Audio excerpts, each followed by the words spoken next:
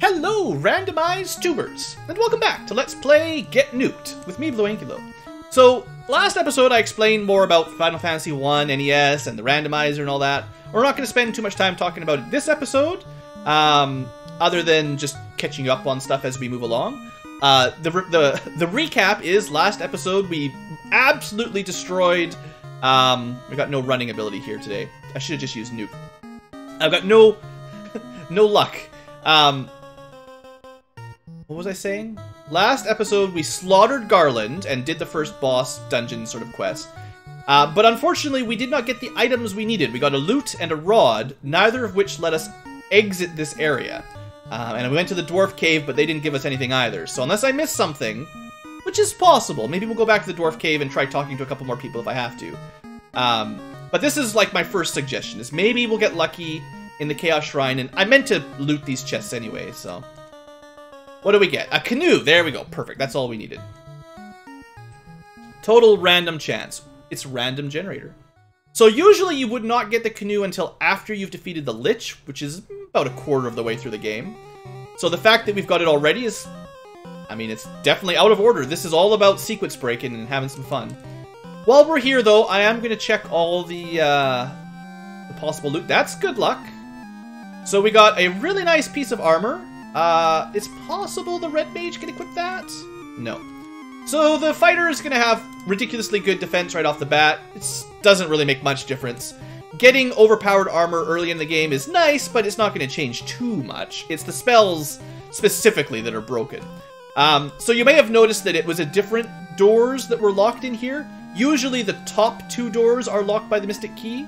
I'm pretty sure. I'm not crazy here. I'm not going whack.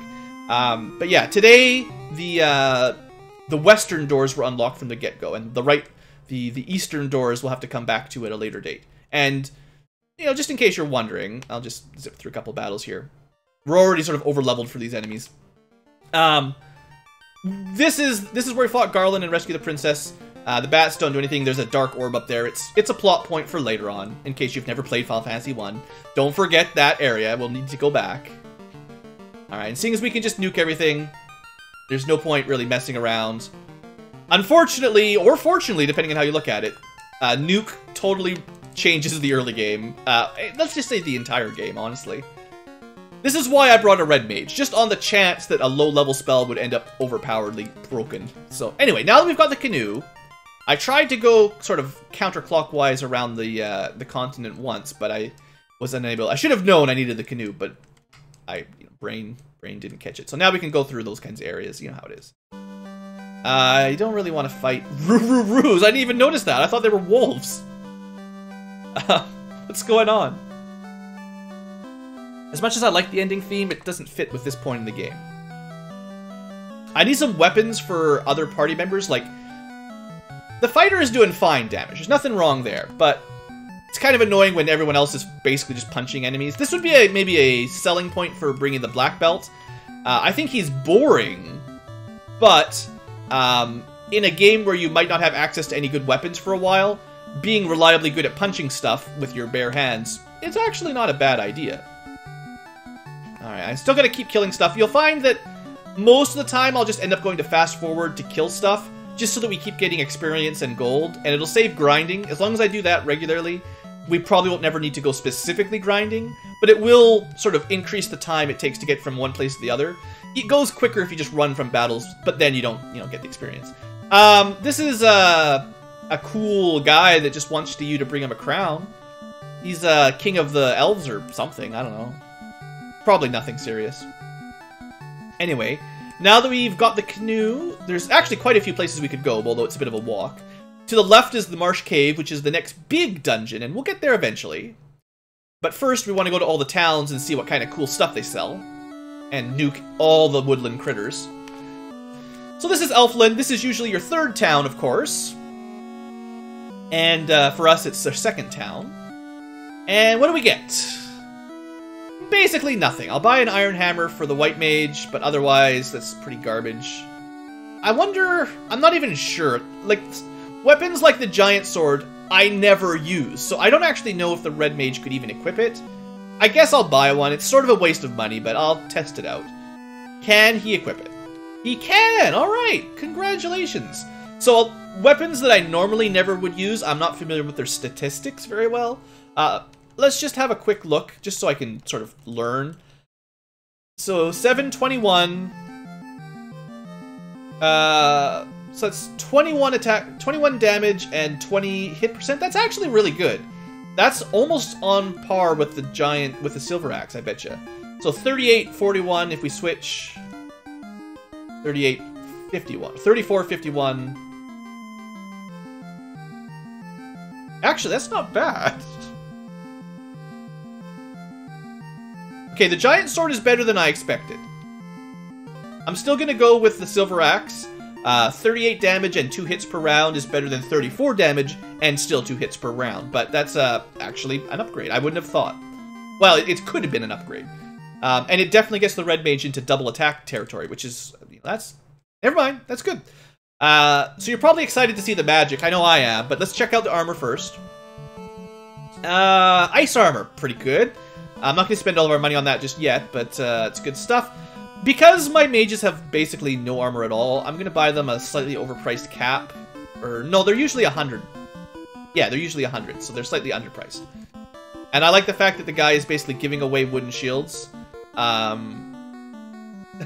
It's probably... I feel like the randomizer would probably be better if it didn't put the low end of the random prices so low. Like, I don't know how it got from... I think these usually cost like 25 gold or something.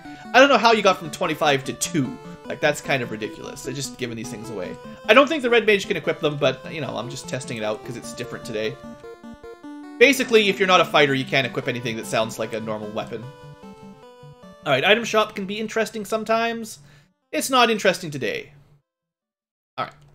So, the real breadwinner will be what spells can we get. And we'll start with the level 3 spells. The level 3 shops. So, white magic, what do we get? I'm looking for Cure 4 and Exit. We get Cure 4 and Fade, it's even better! Holy smokes. Alright, well this is, I don't know how much easier you can make this game. Fade is basically Nuke, but for white mage. It's not quite as strong as Nuke, but it's also pretty darn good. Basically, we've got Cure 4, which means anything that's not Cure 4 is a waste of a spell slot. Harm is nice and all, but it's no Fade, so that's the end of white magic forever. We've got the best healing spell, the best offensive spell, and the second best offensive spell. We're off to a good start. Black magic. Also quite valuable. Fire 3 is good, and Fast is amazing. So let's buy this stuff. Fire 3, and definitely pick up Fast. Doubles the number of attacks you can get, really good against bosses. So, the red mage, assuming he can learn it, needs to learn Cure 4, and Fade, and Fast. That's probably the best selection. Fade should be stronger than Fire 3, unless an enemy is weak to Fire, I think. And assuming he can learn Cure 4, it's amazing. It's a really good spell.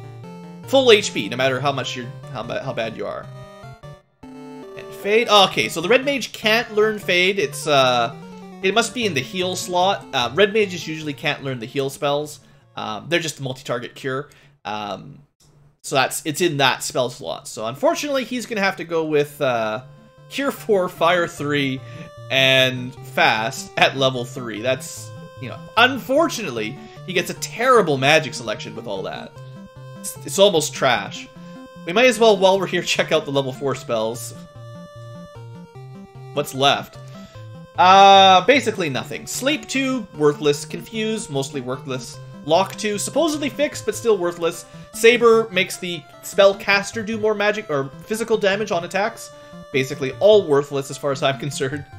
If I could get Saber on an item that you can cast it on, like you can use the item to cast Saber, that would be good. But as long as it's only a black mage, it doesn't matter. Harm 4 and Exit. Well, alright. That's pretty good. So Exit lets you escape any dungeon instantly. Harm 4 is the most powerful anti-undead spell, rivaling basically Nuke and Harm. Anti-Fire's not that valuable, and Exfer was broken in the past, but it is fixed now. It removes an enemy's elemental protection, I believe. It's a complicated spell. It used to literally be bugged and not work. It was a level 8 spell, so it's pretty powerful if if it works. In theory. Alright, so anyway, we're looking pretty good for magic. Yeah, we haven't found the town that sells level 2 spells yet, but, you know, we'll be okay. Still no weapons for the Black Mage. There might have been like an iron staff I could have bought him or something. And not a lot of armor yet. What I'm really looking for is a place that will sell copper, silver, gold bracelets for the mages. Because that's basically all they can equip that gives them respectable armor. So we have a choice at this point. We can either travel to the Marsh Cave and do a relatively difficult dungeon. Not that difficult because we've got access to nukes. Or we can continue exploring the towns by heading further counterclockwise. Which, normally, again, there'd be a blocker here because we don't have a ship. Normally you need a ship to get to this town. The Roo-Roo-Roos. We've got a grrr wolf. I love it. This is why we picked up the random enemy names. Or not randomized, but improved enemy names, clearly. So the orange ones used to be called wolves, and the blue ones used to be called gray wolves or great wolves. Wolf. They all nuke the same, though, either way. Alright, so, yeah. Basically what my plan is go to the next town. Normally, there's a mountain here and you can't travel over it. Thanks to the open world randomizer, we're just gonna sail right over. Now, as much as we're getting a lot of random encounters here, there is an option to lower the random encounters. I thought about it, but I didn't want to make it too easy. I didn't buy any houses, so I can't restore nuke charges right now, which is sad. There could be very difficult enemies in this area. We're jumping quite a ways forward into the game normally, so the random encounters down here are not the same tier as the previous area. But we're making pretty good progress. That's a lot of scorpions and great snakes, or green snake. Unfortunately for them, and fortunately for everyone on blue side, we've got the nukes. Just drop a nuke. That's pretty great. So this is kind of our secret entrance into Crescent Lake. Honestly, the Caribes are really dangerous. For this point in the game, at our low level and low equipment and armor, like, we basically have no armor, 1 absorb. They would do a ton of damage to our mages if they got a shot off. Luckily, we made it all the way to town without anything happening, so we're making great progress. So welcome to Crescent Lake. Item-wise, we could buy a house. Just buy some real estate while we're here. They're nice, of course, because you can restore your MP on the field. Tents and cabin stone. Oh, snap! It's my birthday! So, I was just talking about how I wanted all these. Optimally, we want gold bracelets for all the mages, but we don't have the money for it. We'll probably just try to get them all silver bracelets. The opal gauntlets are pretty good, but only the fighter can equip them anyway, so it doesn't really matter. And he might need to be promoted anyway. Nothing really good here. So this is interesting. This is probably what used to be either the mage staff or the heal staff. It's hard to say for sure. But this is our first randomized magic item, and we can buy them, so that's pretty cool. But Temper is not that great a spell anyway, so that's not a huge get. But, you know, theoretically you might get a nuke staff, which would be even more broken. Alright, we couldn't even cast these yet, but let's see what's for level 6. This is level 6 magic. Life 2 is pretty good. It's pretty expensive, but we'll get there. Wall is okay. It's a level 8 spell normally, but Invisible 2 gives you evasion. Anti-mute theoretically protects you from mute being silenced. What do we got for black? Ice 3 will pick up. The rest of it's not that good. Dark lowers enemy accuracy, if it works. Honestly, most of that stuff's not terribly impressive. Seeing as we have a level 1 nuke, I mean, like, it's going to be pretty hard to beat that. So what we're going to do before we move on is a little bit of shopping. I think we'll start with the mages, the white and black mages with silver bracelet. We'll buy one for the red mage, and maybe even the fighter in a second. That's... The silver bracelet gives you 15 absorb and basically no encumbrance. So it's a pretty good deal. Alright, so we need another 2,000 gold, give or take. Theoretically, the enemies around here should be pretty good for money, especially if we can just nuke them. So you can see, giants actually took a nuke. We must have done Well, the way the magic works, you can do half damage if the enemy kind of resists. It's like a saving throw from Dungeons and Dragons. And the enemies, their magic resistance gives them a chance to take half damage from most things. It's guaranteed if they're resistant to it, and it's guaranteed not to be if they are weak to the elements. So it's kind of fun. And when I talk about like Dungeons and Dragons, of course, Final Fantasy 1 was based mostly on old school D&D, not the modern 4th or 5th editions you might be familiar with. Alright, so I think, yeah, it's probably going to be worth it for at least the Red Mage, and I should check to see statistically, so 32 Absorb and 42 Evade. Just compare, because I've never compared Chain Armor to Silver Gauntlet. 3256. So it's exactly the same Absorbed, but way lighter. So it's definitely better, but it doesn't really give you a significant advantage. You could have just checked it on the Red Mage. Basically, the fighter doesn't really work off of Evade much. It's nice to stack it up if you can. But the rest of the party will be wearing light armor the whole game, so having high Evade works for them a little bit better. So that's all I'll do for here shopping, basically. And I do technically not have level 6 spell slots, not even close. So buying those level 6 magic spells doesn't really matter. So now we can go to the Marsh Cave, we can go to the Volcano, we can go to the Ice Cave, or we can go to the town we skipped. And that's where we'll go next, if I can make it. Hydras might be dangerous. They're definitely stronger than ogres. They're probably about giant tier, or slightly stronger than giants. Yeah, stronger than giants, I would say. Luckily, everything is weak to nuke. Yeah, it's almost unfortunate. Because of the level 1 spell we had access to, you're not going to be seeing in this Let's Play a great variety of... Wow, it did a lot of damage, didn't it? You're not going to see a great variety of... Pure Potion? Of spell casting, because basically in all situations, the nuke spell will be better than any alternative. And because we got Cure 4 right away as well, you know, we started off really, really strong. There's not much else to say other than that. If you're normally playing the vanilla game, you got a long way to go before you're as strong as we are right now. We might be, like, physically kind of fragile, but our magic casting is insane, and we'll level up really quick, thanks to the redesign. You can also use a cabin while you're on a canoe to heal up and save immediately. I made a mistake. Let's just run.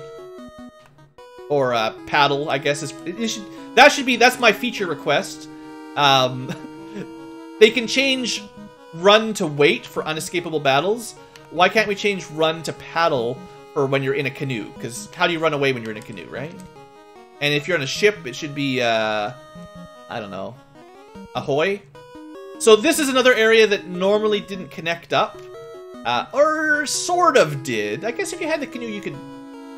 Yeah, you could probably sail from Crescent Lake to Provoka with a canoe. I think in the original game? I might be wrong on that one. I don't think I ever specifically tried because I always had the ship by that point. And you can just use the ship to sail much closer. The canoe is slow. Alright, anyway, we finally made it to Provoka, which is normally the second town and where you get your ship. That is not necessarily what we will get, though.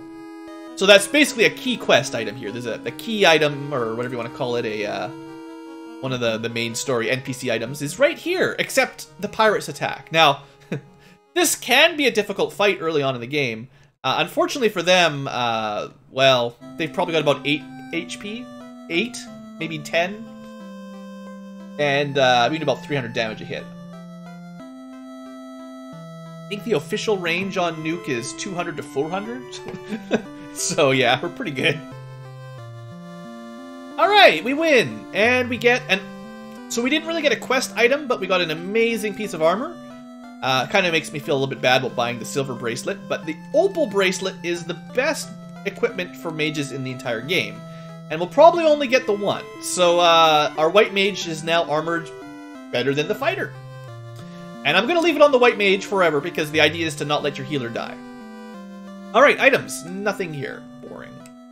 What about armor? Anything exciting? Silver armor is okay. Steel armor is good defense, but pretty heavy. Buckler is, I think the red mage can equip it. It's the only shield that someone other than the fighter can equip, I think. The fighter has an ice shield, so he's good. Iron helmet. Okay, let me just make a bit of space. You're always fighting with inventory management in this game. So we could upgrade his helmet, give him a bit more armor. I'm going to try to... This might be a mistake. I'm not sure if the red mage can equip those. Oh, he can. Alright. So it's not a huge amount of absorb. I think it's literally 2. Yeah. So, like, the cap gives you 1 absorb. The buckler gives you 2. But it's better than nothing, and it'll help keep him alive a little bit longer. The rest of the stuff, you know, that's an upgrade for the fighter. This is kind of a side grade from... It's actually less defense than the iron armor, I believe. It's just lighter. And it looks like the silver bracelet is probably better than the silver armor in all situations, so... Yeah, I don't know what they were thinking when they made silver armor. It's supposed to be like mithril for elves, but it ends up being less defensive because it's so light. I feel like some of those design decisions were a mistake when the original game was released. Alright, more importantly, magic. Life spell's pretty good. Cure 2 is okay as a separate level spell. I mean, we still only have a certain number of castings per slot, so if I run out of Cure 4s, it's nice to be able to go back on a Cure 2 to do some healing. Or if I don't want a full heal, I've got some other options, so that's fine. Was there anything else worth picking up here? Life. Heal is... We've got Heal 2, right? Heal 2 is always better than Heal 1. There's almost no situation where I would cast level 1 heal instead of Cure 2. Or Heal 2. So I won't worry about buying that right now. And then Black Magic. We get nothing that amazing today. The level 1 and level 3 was the real winner. Ice 2 is fine. It gives us another multi-target spell, but, you know, it's not a big deal. It's also really cheap. So, it just gives us another option for clearing out groups that maybe don't require a nuke. If they're weak to ice, we can use that instead, and it'll be fine for the early game. So let's buy for the red mage the life spell. Nice. I don't think he can usually learn the life spell. It's level 5 normally, and I think red mages are blocked from it.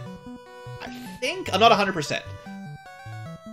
Luckily, he's got pretty good selection of level 2 spells. And any other, like, if you weren't in a randomized game with Nuke, this is a pretty good level 2 spell selection, honestly. Nothing wrong there, it's just not as good as Nuke. Alright, what else can we get? Oh, that's not bad.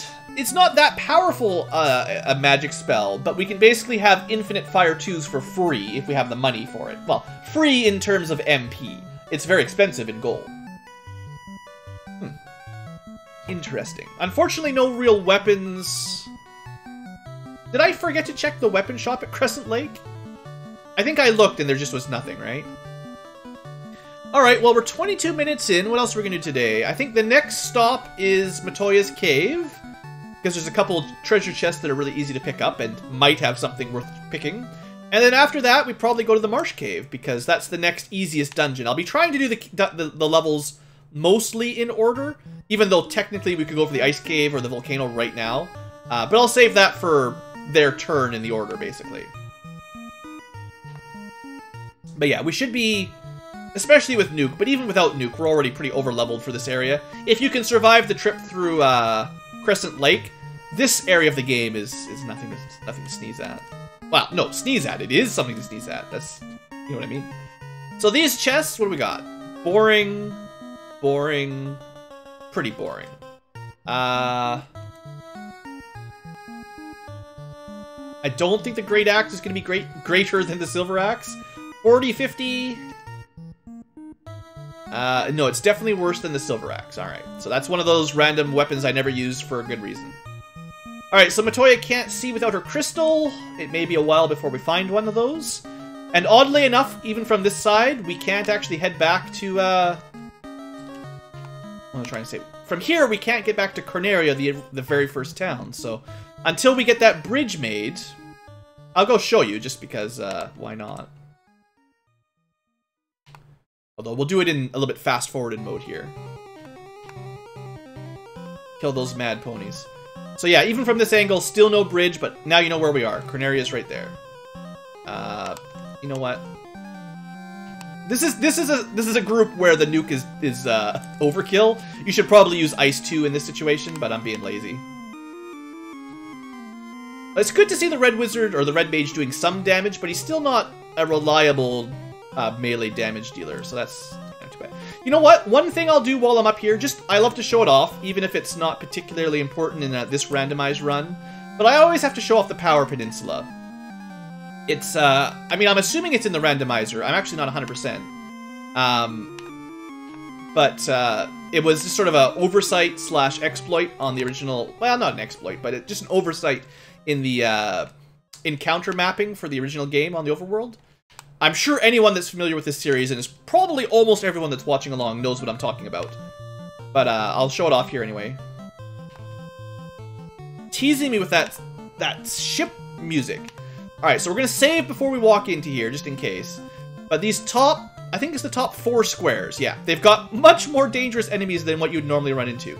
It's a great area to do some power leveling early on in the game, if you are able to. The combat can be very dangerous. We're quite lucky that it targeted the fighter there, because he's, I mean, he's a T-Rex, right? He could theoretically kill the mages pretty fast. He's probably got around 400 HP, give or take. And he actually didn't even give us all that much experience. There's other groups you can run into that traditionally give you a lot more than that. Let's try one more. Usually I like to save between every fight up here when I'm underleveled. I mean, we've got the nuke, but just in case we get a really difficult fight. Come on. Come on, random encounter generator. Alright, 4 giants. That's pretty good for making money, right? And certainly they won't be enough to withstand the double nuke plus fade. You get to see Fade. Look, it's pretty good. It's not as good as Nuke, but I think it's more just that more enemies resist it. I think it does 150 to 300 or something in that kind of category, but a lot of enemies will take half damage from it compared to Nuke. Anyway. 1,000 experience, 4,000 gold, not that great. There's definitely been some rejiggering on enemy drops. I feel like in the Randomizer, I usually get a lot more golden experience early on from the first few areas, and then it seems like I get less kind of in the mid-game than what was in the vanilla stats, although I could be wrong. Our first undead group, these guys can usually stun you, but we'll see what happens. They should be particularly weak to harm magic, it's kind of your anti-undead, turn undead sort of thing. So let's test it out. Yeah, pretty good. They usually have like, what is it, 70 or 80 HP, so if you could do 200 per hit, you're probably good. They're also generally weak to fire, so fire would work. Kind of interested in what status effect they can hit you with. They normally can stun you or paralyze, but it's possible it's different in the randomizer. For all I know, they could turn you to stone or insta-kill you. Well, quest-wise, the next thing to do is to head back to whatever dungeon we want to do next, and I think I want to do the easiest dungeon, which is going to be the Marsh Cave. So we're going to try to zip through the dangerous part of the map here, get back to Crescent Lake and then Elfland, and then we'll probably end the episode before we get to the Marsh Cave today, but next episode. Yay, level ups. Should have brought more cabins. It's down this direction, I think. I usually don't spend a lot of time traveling these rivers in a canoe, so I'm not as familiar with them from this angle as in the vanilla game where, well, 90% of the time I get the airship right away and just fly over all this stuff. As much as I've played the game to death, there's still some areas that, well, especially, it's kind of what I like is the randomizer is making me more familiar with certain areas of the game than normal because it's pushing me out of the normal route. Rather than the typical direction of how you beat the game. Now you've got different paths. Not usually with the nuke spell, of course. Alright, let's see if we can buy some cabins or something just for travel. We can definitely buy cabins. Alright, they're relatively good at healing and they're cheap, so we'll buy, I don't know, 20 or 30. Actually, while we've got some money, I'm going to buy a bunch of houses. 10 houses, and I'm going to buy a fair stack of potions. and healing potions and pure potions. Pure is your anti-poison in case you missed it, and healing potions give you 30 HP per potion, so they're pretty good. It's usually my go-to for healing in dungeons, although seeing as we've got Cure 4, it's probably not as important as usual. And being able to buy 10 at a time is just so nice. Yeah, I've got 90 heal potions, pretty good. Alright. See if I can get back through the southern route. Let's try a different spell here. Fire 3 would probably be good enough. Just to see the damage comparison, because some of you guys might not be as familiar as I am. You can see Fire 3 is doing kind of pathetic damage. I think it's usually 100 to 200 or thereabouts, but then they can save for half, so that happens pretty regularly. I'm going to use the word save a lot. It's the Dungeons & Dragons term. I don't know if there's an official, like, proper word for it in Final Fantasy 1, but essentially, all the spells have a damage range, and then enemies have a chance to take half of that, or double that if they're weak to it, essentially. Although it's kind of like a critical sort of thing, basically. Physical damage, not our favorite, but not bad. Fade is fine. Grrwolf. I gotta pay attention to the names. A lot of times I just ignore the names on the bottom of the screen because it's enemies I've fought a billion times. Like, the Grump. Yeah, I just want to run. It's fine. Alright, we're back to the Elfland. The main story quest for this area, in case you're wondering, is what we're supposed to be doing is waking their prince up who's been sleeping so that we can get the ancient key to open up a whole bunch of doors and maybe get out of this sort of... well, like I said, we're basically stuck on this southern, southeastern continent. There's no really way out of it if you're in that central sea. You can't get your ship to the other side of the land, basically. And we don't even have a ship in this game. Hey, Red Snake. They're usually called asps. Let me asp you a question. Some of the translations were kind of funny in this old game. Not bad, but probably not the intended terminology. I mean, they changed all of the stuff from Fire 1, 2, 3 to Fire, Fira, Firaga at some point, so... I like the original naming, because that's what I grew up with when I was a little kid. Well, 2 episodes in and we're basically ready for the Marsh Cave. That's not bad. Usually, at this point in the game, you spend like 5 hours leveling up outside of Elfland until you can afford silver swords for everybody, which are 4,000 gold. Usually, you would not make this much money so early on, so I would say we're doing just fine. So let's use a house in. That'll recover all of our magic. We'll be fine. We'll be fine. Alright, folks. Thanks for watching. Hope you've enjoyed. Next time, Marsh Cave, and hopefully we'll figure out a way to get off this terrible continent we're stuck on and maybe gain access to the big wide world. See you there!